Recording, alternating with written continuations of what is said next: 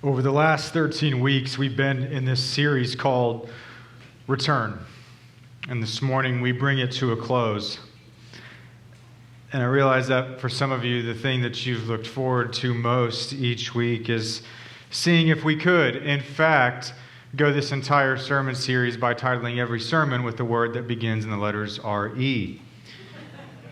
Today's sermon is titled Remember. And so, yes, my friends, it can be done.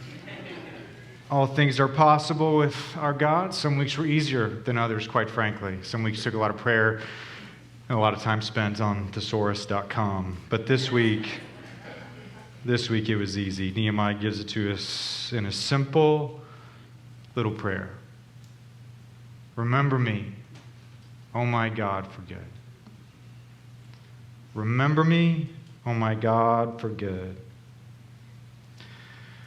What does it mean to live a life of significance? What does it mean to live a life that's worth remembering? Nehemiah's little prayer should make us ask a little deeper question. What does God remember? What is significant to Him? 2 weeks ago, I went home to Missouri to bury my grandmother. She was 98 years old. She lived a full life, and it was her time.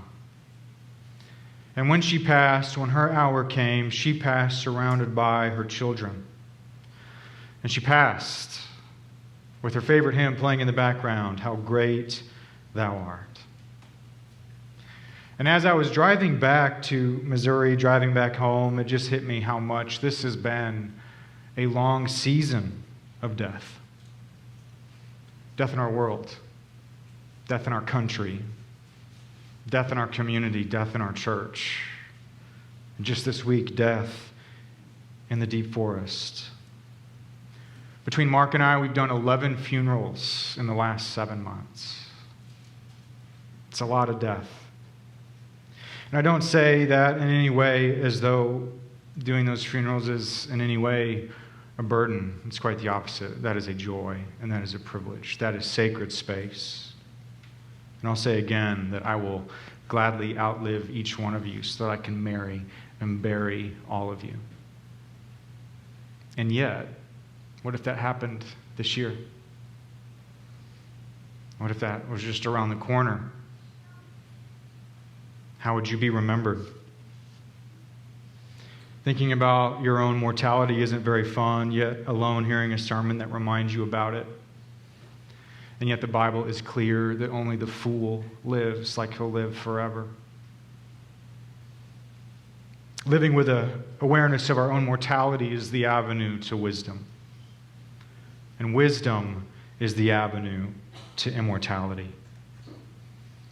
In fact, we have an entire book of the Bible that's devoted to wrestling with the significance of life. The book of Ecclesiastes is nothing more than a search for significance in a world that is filled with so much vanity and insignificance. He asks the question, is there anything about this life that isn't ultimately swallowed up in death? Because what is life? What does it mean when death lies at the end of that corridor for all of us? What is friends? What is family? If the only time we have together is the time we have on this side of death.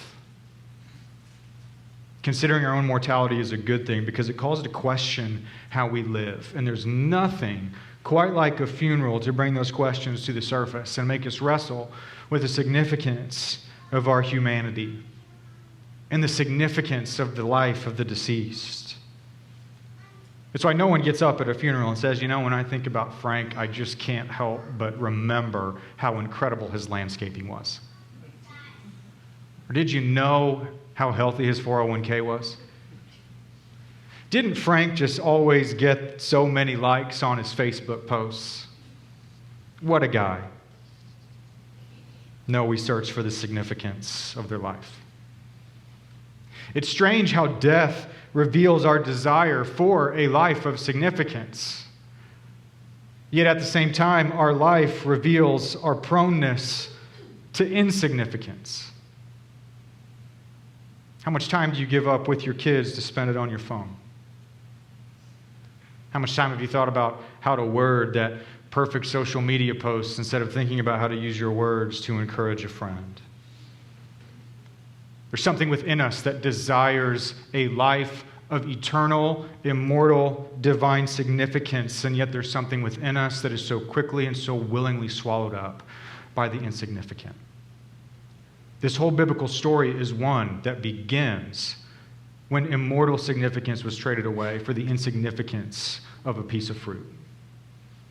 Their problem is our problem, and here we are. What does it mean to live a life of significance? Nehemiah had to wrestle with that same question.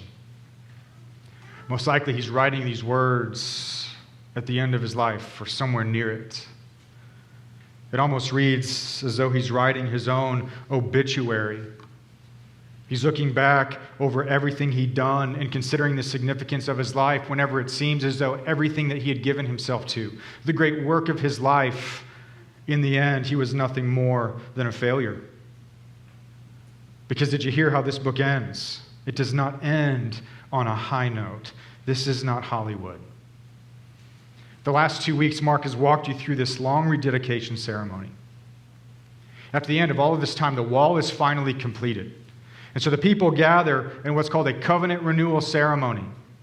And they dedicate the wall to God. They dedicate the city to God.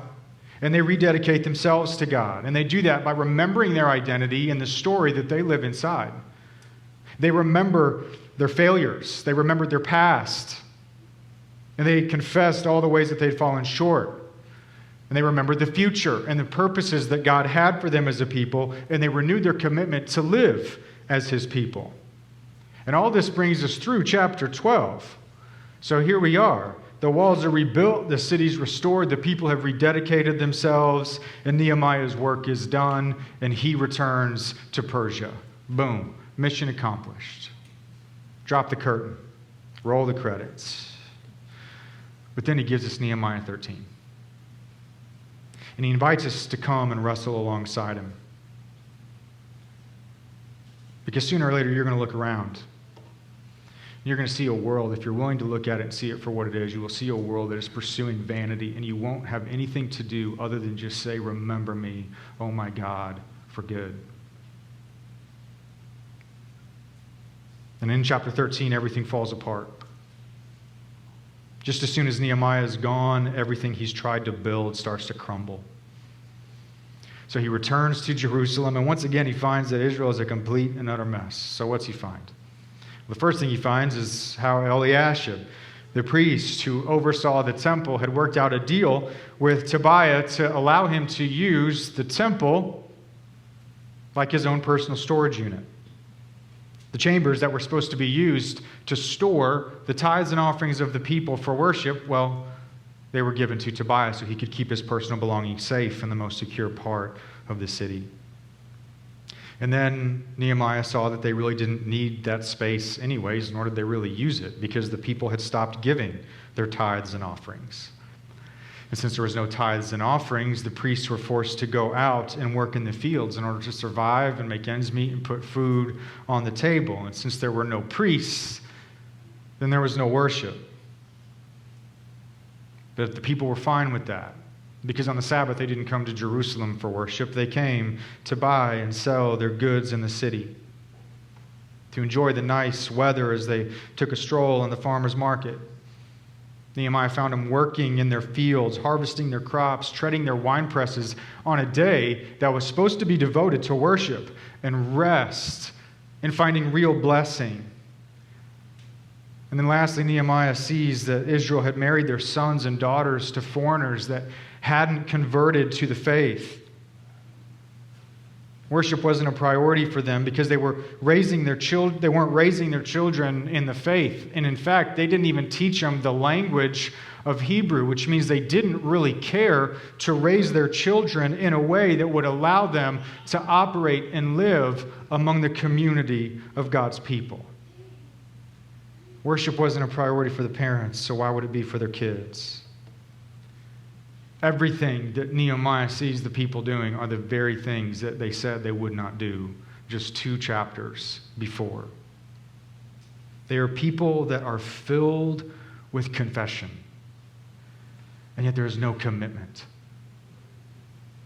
There's no commitment to change. There's no commitment to lay hold of what God would have for them. We have to be reminded that we can fall into that same trap. We can be filled with all sorts of confessions about ways that we're broken. It doesn't take a genius to figure that out. We're all broken. We can confess those things. And yet, is there any commitment to lay hold of those promises that Jesus offers to us? We're called to something so much more than just to confess, but to allow that confession to drive us to a God of grace and to a community of faith. We live in a time in which everything in your life is trying to make this space in your life insignificant. You have to be able to see that.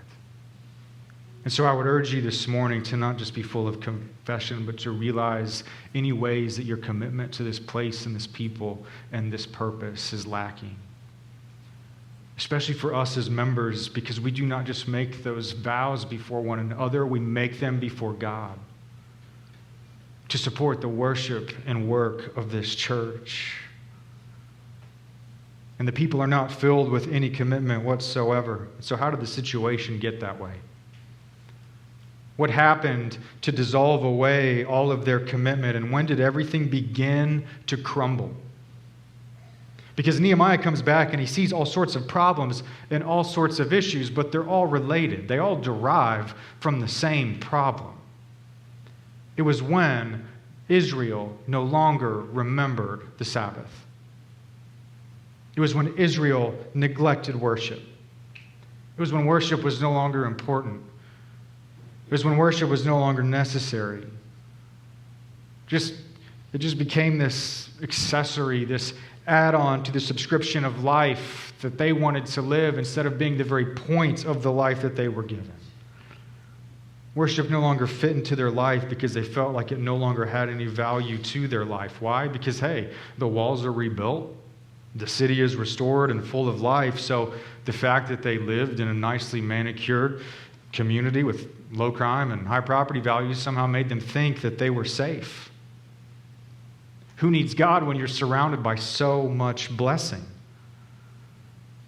And this is why Nehemiah is so disheartened, because he says in verse 18, do you not have any idea what you're doing? Don't you see? Don't you remember? This is the same thing that your people, your fathers did. These are the very things that they did whenever they were sent into exile. Don't you see what you're doing? And you have to feel for Nehemiah.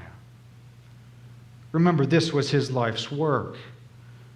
God put this extraordinary purpose in his heart, and to see all of it fall apart this way, to realize that he spent the entirety of his fortune to see the people become all that they had called to be, and yet they wanted nothing to do with that. After all of this time and all of this work, Nehemiah just finds the people right back where they started. They didn't care enough to remember the past. They didn't care enough to remember God, and so they didn't care enough to remember worship. Because how did Israel actively express a desire for God? It began with remembering the Sabbath. Because the Sabbath was what made them unique. The Sabbath was what set them apart from a world that's just going in some downward spiral of vanity. The Sabbath is what set them apart in the midst of a commercialized and industrialized and prophetized, secularized, politicized, marginalized world that offered all sorts of gods and all sorts of promises for them to base their life on and pursue significance. And God gave them the Sabbath to make them different. The Sabbath was at the heart of their identity because worship was at the heart of their identity. And worship was at the heart of their identity because that was where God wanted to meet with them. And when I say worship, I don't just mean showing up and singing a few songs in your preferred style at the most convenient time of day. The Sabbath teaches us that worship is far more significant than that. The Sabbath is when we remember God is our Creator. 6 days He worked and He spoke all things into being by the words of His mouth. We remember He is our creator. He is the giver and sustainer and taker of all life. He is the God that brings peace from the chaos. He brings order to the unrest. The Sabbath is when we remember that we're creatures and we are dependent upon our Creator. The Sabbath is whenever we remember our need for rest and God's desire to give us rest. Because in rest, that's how we actively remember that God is the source of all the good that we have. God invites us to rest and tells us to stop working, stop planning, stop toiling, stop wrestling, so that we might be rescued from thinking all that we have and all that we are is dependent upon our hard work. We can always think, I got to get this done, I got to get that done, I got to get this accomplished. What if I don't do it, nobody else will? And God just says, stop. You think I can't bless you on the other 6 days? Give up all your work. Give up all your toil. Give up all your worry and come and find me. Why? Because you can rest. Because I am the God that is for you. The Sabbath is when we remember our greatest needs are spiritual, not material. It's how we remember the voice of God is more important than the voice of our favorite news pundits. The condition and mess of my heart is more important than the condition and mess in my home. Eating the Lord's Supper is more important than doing your meal plan for the week. Placing myself in community is more important than looking ahead and seeing what's next so I can be ready for the next event on my calendar. Life is more than food. Life is more than drink. Life is more than clothing. Life isn't about me. I need grace. I need mercy. I need forgiveness. I need Jesus. I need worship. And all of this is at the heart of worship and why the Sabbath was and always will be so important, because in it, God just asks you some simple questions. My friend, my beloved, my son, my daughter, will you stop and remember who I am?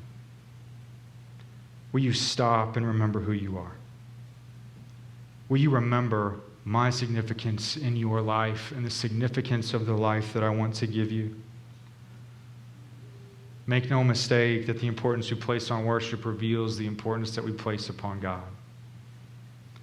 Because Israel fancied themselves as the people of God, yet their neglect of worship just revealed that they really didn't want anything to do with Him at all, because it's not like they were ignorant of His promise that is where they would meet Him.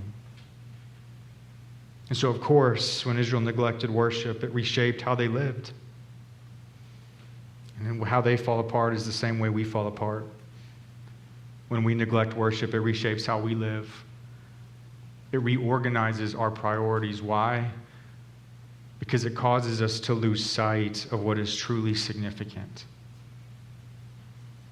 And Eliashib, he was the priest who stopped caring about the favor of God, and instead he chased after the favor of Tobiah and gave him that sacred space in the temple. We know that, don't we? How easily do we worship at the altar of the approval of others instead of pursuing the favor of our God that He says is ours? We can so quickly give others that sacred space in our heart to feel okay, to feel accepted, to feel loved, and to feel significant. And since worship felt that it was no longer of value to Israel, then they had to think, should we give our tithes and our offerings to support it? So their lives just became about the accumulation of wealth and keeping up with the Joneses and storing up treasure where moth and rust destroy. And even though the coffers were full, why did they still feel so empty? Why was there a hollowness within them they couldn't shake? And since worship wasn't a priority for the parents, then why would it be one for their children? In the ancient world, you didn't marry based on modern notions of romantic love. It was about consolidating resources. Love was a part of it, of course, but it was much more than just a rom-com. It was a marital alliance to protect and promote the interests of both families. And so marrying their children off to people outside the covenant family revealed where their priorities were, because they just wanted to set their children up for success in this world, and it was more important than the world to come. We know that trap, don't we? I know that trap. how we can invest far more in our children's education and physical health, as though the gates of heaven are just opened wide with bachelor's degrees and low blood pressure. We can beat the drum of homework and yet remain silent on the issues going on in their heart. We can chauffeur our kids around town to every single event, and we forget to take them to the Lord Jesus in worship and in prayer. And so when Israel neglected worship, what was the end result? The end result was that they were ultimately choosing a life of insignificance. Why? Because everything they were doing and everything they were trying to build would ultimately die with them. What good is your social status or profit margins when death comes? What's all that money in your bank account going to buy you when death knocks on your door? What will the favor of others give you whenever you lie in your grave? What is it for a man to inherit the whole world, yet lose his soul? Israel had laid aside worship because they chose to look for significance apart from God, not just in this generation, but all the ones that came before it. A pursuit of significance apart from these promises that God offers to his people. And Ecclesiastes says exactly what it is and calls it for what it is and just says, my friend, I want you to know that's nothing more than a life that's chasing after the wind. Significance can only be found in him, because only in him can anything be found that isn't swallowed up by death. And it's only in worship that you'll find him. And make no mistake that he is the God that wants to be found by you. Because when God talks about the Sabbath and the importance of worship, he doesn't just talk about what he wants you to give him, as though he needs $20. He talks about the significance of what he wants to give his people. He talks about the significance of what he wants to give you. God sent this generation of Israel one last prophet. One final prophet before 400 years of silence. His name was Malachi. And Malachi comes along with an invitation, and he says, this is the word of God. It's one big invitation to come, to bring your tithes, bring your offerings, bring yourself, and return to me in worship. And then he says this. He says, put me to the test. Put me to the test. Give yourself to me and put me to the test and see if I will not open the heavens of blessing for you. In Isaiah 58, he says, if you keep your feet from breaking the Sabbath and from doing as you please on my holy day, if you call the Sabbath a delight and honor it by not going your own way, then you will find your joy in the Lord, and I will make you ride on the heights of the earth. I'll make you ride on the heights of the earth. I want us to be a church that lays hold of that promise. I want us all to take a ride on the heights of the earth. I'm someone who dreams a lot. You can typically find me with my head in the clouds. I think a lot about what could be. Think about the future and what could happen and what the future might hold and all that God might do here at Rockwall Pres. I think about retiring here and being the guy that just sits out there in the pews and just gives that next young buck that takes over a hard time all the time and telling him what I think ought to happen. I think about a new church building where we can all be together and hear our voices as one. I think about more space and more classrooms and our children filling those classrooms and the baptisms and the people that God might bring us all along the way and all the fellowship events that we will have in a lifetime together. I even dream about having a cemetery next to that new building where all of our graves would be next to each other. So every time we come to worship, we can remember the saints who've gone before us. A cemetery where we can say, this was my church home. This was my family. This place was at the center of my life. And I want to be buried and laid to rest here so that when Jesus returns, I can rise from my grave next to my brothers and sisters and we can enter into glory side by side. I dream about missions and being in more countries, and all the places that God might take us, and all the encounters that you will have with him in the Kaligots, in the deep forests of this world. I dream about our presence in this community and praying that we would actually be a people that creatively and sacrificially think about how to invest in it for the glory of Christ in the life of the world. I dream about how maybe God might stir hearts in crazy ways. How maybe somebody might come along someday and think, you know what? I don't want to just serve Mobile City. I'm going to buy it. I'm going to write a check for it. I'm going to write a check and buy up Section 8 housing or poor locations in our community so that I can build an empire based on gospel kindness, gospel justice, gospel equity, and gospel goodness. And yet, what are all of those dreams without worship? What do any of those things matter apart from worship? Without worship, they'd just be monuments to our own greatness. They just give us statistics to support our own self-congratulations. What are any of those dreams without worship? What is all of that without passion for this space where God promises to meet with us? What's a building if God doesn't fill it with his presence? What are pews filled with people if those people do not sing to the rafters? What is outreach and social progress if it doesn't lift hands to God? What is missions if it doesn't ultimately open mouths to sing his praise? What is Rockwall Pres without worship? What do we have to offer the world without worship? What is life without this space where God promises to meet us together? And it's just receiving bills and running after bonus checks. And that seems really insignificant. And God calls us to so much more, and so might the biggest dream that we have together be that we would be a people of worship. Worship that melts the heart of the skeptic. Worship that comforts the heart of the afflicted. Worship that gives joy to the sorrowful. Worship that calms the fears of the afraid. Worship that offers freedom to the addicted. Worship that makes people say, God is in this place. Worship that reignites marriages and restores homes. Worship that rescues us from all of the vanities that we pursue and awakens us to the significance of a life in Christ. Worship that drives us out into this real world with real hope and sees real change. Worship that takes us for a ride on the heights of the earth. Worship that gives us a glimpse of the beauty, the glory, the majesty of Jesus, our Creator, our God, our King, our Lord, our life.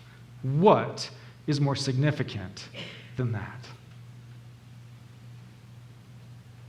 So where are you at this morning?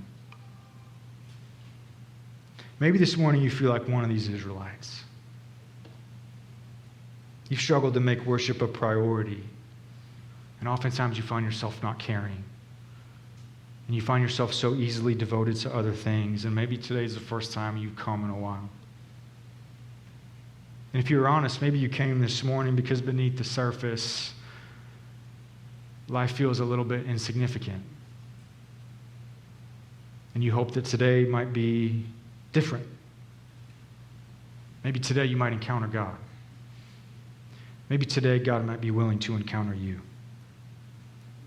But at the same time, you don't want to get your hopes up. Or maybe you feel like Nehemiah. You have tried to make worship a priority in your life. But sometimes you just feel like, what does it all even matter? What good is any of it? You look around at your life, you look around at your problems, you look around at the world, and you see what he did. You see the world in its pursuit of vanity, never slowing down, never looking up, always chasing after the wind, and it drags your soul down, and you think to yourself, what good is any of it? God, do you remember me in all of this? God, are you even doing anything? However you may feel this morning, I'd like to extend just a really simple, basic invitation to you. I invite you to come back to church. I invite you to come back to worship each and every Sunday. Because that is the invitation of Jesus, who promises to meet you here. And if that is true, then there is no more significant place that I could invite you to be. Because he is the Lord of the Sabbath, which means that Jesus is your rest, Jesus is your life, Jesus is your significance, and he invites you to come and find him in worship. And I know this, Jesus is at work in our worship. Because I know that Jesus has been at work in our worship.